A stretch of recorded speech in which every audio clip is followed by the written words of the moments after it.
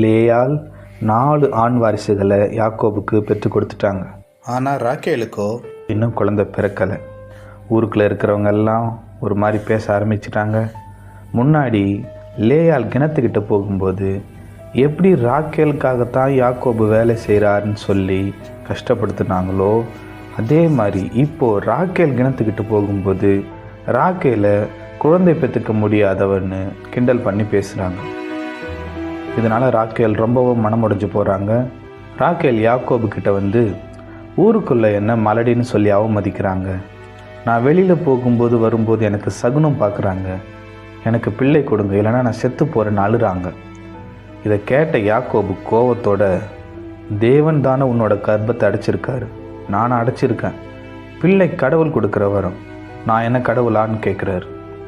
அதுக்கு ராக்கேல், இதோ என்னோட வேலைக்காரி பில்கால் திருமணம் பண்ணிக்கிட்டு இந்த பில்காலுக்கு பிள்ளை கொடுங்க, அதை நான் என்னோட குழந்தையாக வளர்க்குறேன்னு சொல்கிறாங்க.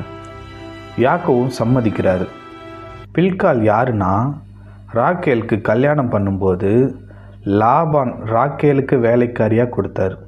அதே மாதிரி லேயாளுக்கும் யாக்கோவுக்கு திருமணம் நடக்கிறப்போ லேயாளுக்கும் சில்பால் அப்படின்ற பெண்ணை லாபான் வேலைக்காரியாக கொடுத்துருந்தார். ராக்கேலோட வேலைக்காரியாகிய பில்கால் யாக்கோபுக்கு அடுத்தடுத்த வருடங்களில் 2 ஆண் பிள்ளைகளை பெற்றெடுக்கிறாங்க. முதல் பையன் பேர் தான். தேவனின் வழக்கை தீர்த்து வாரிசை கொடுத்தாருன்னு அவனுக்கு தான் அப்படின்னு பேர் வைக்கிறாங்க. அடுத்து, நான் மகா போராட்டமாக என் சகோதரி கூட போராடி ஜெயித்தேன் அப்படின்னு 2வது பையனுக்கு நப்தலின்னு பேர் வைக்கிறாங்க. ஏன் அப்படி சொன்னாங்கன்னா, லேயால் ஆரம்பத்தில் அமைதியாக தான் இருந்தாங்க. ஆனால் எப்போ அவங்களுக்கு குழந்தை பிறந்ததோ, ராக்கேலுக்கு குழந்தை பிறக்கலன்னு எப்போ அவங்களுக்கு தெரிஞ்சதோ, அப்போல இருந்து லேயாவும் ராக்கேலை அலட்சியமாக நினைக்க ஆரம்பித்தாங்க. நான் 4 பிள்ளைகளை பெற்று கொடுத்துட்டேன், ஆனால் நீ செஞ்ச பாவத்தால் உனக்கு குழந்தை பிறக்கலைன்னு லேயால் ராக்கேலை பார்த்து கேட்பாங்க. ராக்கேல், எனக்காக தான் யாக்கோபு வேலை செஞ்சார், உனக்காக இல்லைன்னு ராக்கேல் கேட்பாங்க. இப்படி இவங்க 2 பேரோட சண்டை அந்த ஊர் முழுக்க தெரிஞ்ச ஒரு விஷயமா இருந்துச்சு. இதில் பாவம் யாருன்னா நம்ம யாக்கோபு தான். தினமும் காலையில் மந்தையை ஓட்டிக்கிட்டு போகும்போது 2 காலை உணவு வரும். யாரோடதை சாப்பிட்றதுன்னு அதுக்கே ஒரு சண்டை ஆரம்பிக்கும். அங்கே ஆரம்பித்து இரவு வீட்டுக்கு வரும்போது யார் வீட்டில் போய் தூங்குறது அங்கே வந்து முடியும். சில நாட்களில் ஒன்றுமே இல்லாததுக்கெல்லாம் 2 பேரும் சண்டை போடுவாங்க. யாக்கோபு சமாதானம் பண்ணுவார். பல நேரங்களில் யாக்கோபு அங்கேருந்து மந்தைக்கு ஓடிடுவார்.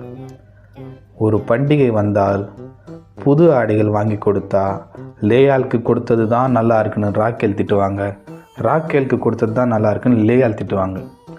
இவங்க ஒரே ஒரு விஷயத்தில் மட்டும் ஒற்றுமையாக இருந்தாங்க, அது சண்டை போடுற விஷயம். இதில் மட்டும்தான் 2 பேரும் சலிக்காமல் சண்டை போட்டுகிட்டே இருந்தாங்க. ஒவ்வொரு நாளும் கரும்பு அரைக்கிற இயந்திரத்தில் மாட்டின கரும்பு சக்கை மாதிரி யாக்கோபோட மண்ணில் இருக்கும். ஆனாலும் யாக்கோபு ராக்கேலை அதிகமாக நேசிக்கிறார். அதே சமயம் எப்பவும் லேயாவை அவர் வெறுக்கலை. லேயாள்கிட்டையும் அன்பாக இருந்தார். ராக்கேல் மாதிரியே லேயாலும் சில்பாலை யாக்கோபுக்கு போட்டி போட்டு கல்யாணம் பண்ணி வைக்கிறாங்க. யாக்கோபு கேட்குறாரு, அதான் 4 பிள்ளைகளை கொடுத்துட்டியம்மா, அப்புறம் மறுபடியும் ஏன் சில்பாலை திருமணம் பண்ணுறேன்னு கேட்குறாரு. எனக்கு 4 குழந்தைங்க தான், இப்போ எனக்கு குழந்தை பிறக்கிறது நின்று போச்சு. ஆனால் இப்போ அது முக்கியம் இல்லை, என்னோட தங்கச்சி ராக்கேலோட வேலைக்காரி பில்காலுக்கு 2 பசங்க. அப்போது நான் மட்டும் என்ன சும்மாவா? என் வேலைக்காரி சில்பாலை கட்டுறீங்க, அவளுக்கும் வாரிசை கொடுக்குறீங்க, அவ்வளோதான்னு ஒரே பஞ்சாயத்து. யாக்கோபு அதையும் சரின்னு சொல்லி திருமணம் செஞ்சுக்கிறாரு. சில்பாலுக்கும் 2 ஆண் பிள்ளைகள். முதல் பையன் பேரு காத், 2வது பையன் பேரு ஆசேர்.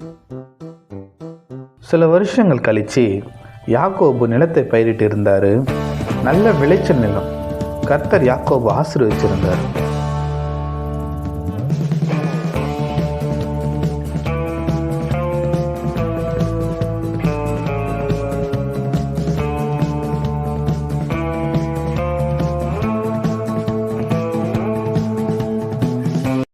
லேயாலோட முதல் பையன் ரூபன் அப்பாவுக்கு அப்பப்போ உதவி செய்யறதுக்காக வயலுக்கு போகிறது வழக்கம்.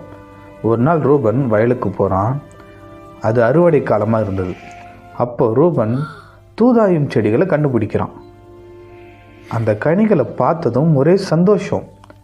இதை நம்ம அம்மாவுக்கு கொண்டு போய் கொடுத்தா ரொம்ப சந்தோஷப்படுவாங்கன்னு அந்த கனிகளை பறிச்சுட்டு வீட்டுக்கு ஓடி வரான். வெளியில் இருந்து அம்மா அம்மான்னு சத்தமாக கூப்பிட்டுட்டு வர்றத ராக்கேலும் பார்க்குறாங்க. தூதாயும் கனிகளை அந்த காலத்தில் ரொம்பவே சக்தி உள்ள கனிகளாக நம்பினாங்க. பிள்ளை இல்லாதவங்க இதை சாப்பிட்டா பிள்ளை பிறக்குன்னு ஒரு நம்பிக்கை.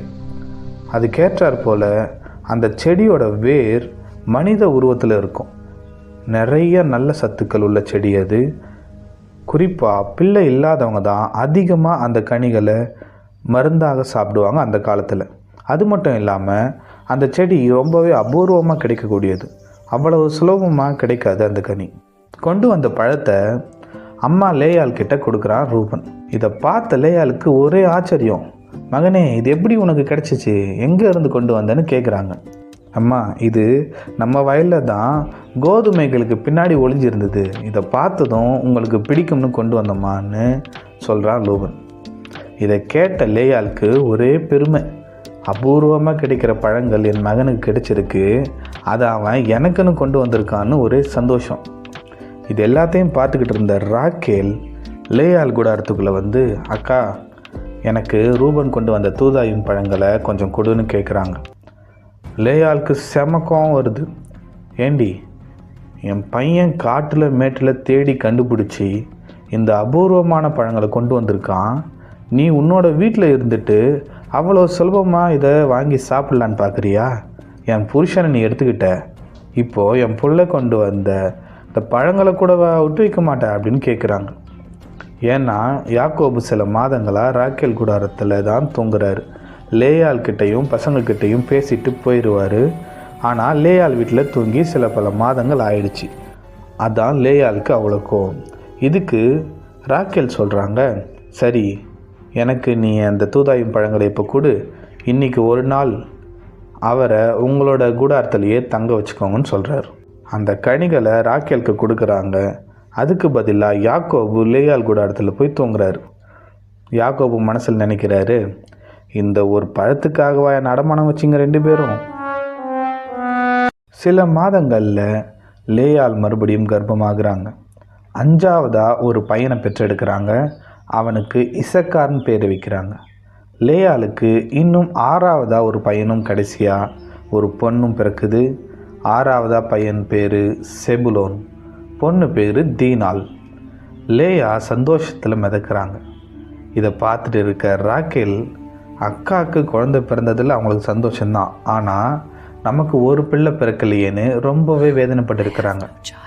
சில மாதங்கள் கழித்து கர்த்தர் ராக்கேலை ஆசீர்வதிக்கிறார். ஏன்னா ராக்கேல் பட்ட கஷ்டங்களை கர்த்தர் பார்க்குறாரு. ராக்கேலோட குணமும் இப்போது கொஞ்சம் மாறிடுச்சு. முன்னாடி இருந்த மாதிரி ராக்கேல் இப்போ இல்லை. இப்போது கொஞ்சம் தன்மையானவங்களாக மாறிட்டாங்க. ராக்கேல் கர்ப்பமாகறாங்க. ராக்கேலுக்கும் யாக்கோபுக்கும் ஒரே சந்தோஷம். பல வருஷங்கள் காத்திருந்தாங்க. இப்போது கர்த்தர் ராக்கேல் ஆசீர்வதிச்சிருக்காருன்னு ரொம்பவே மகிழ்ச்சியாக இருந்தாங்க. யாக்கோபு லாபான் கிட்ட போய், நான் எங்கள் அப்பா வீட்டுக்கு போக போகிறேன், என்னை அனுப்பி வைங்கன்னு சொல்கிறார்.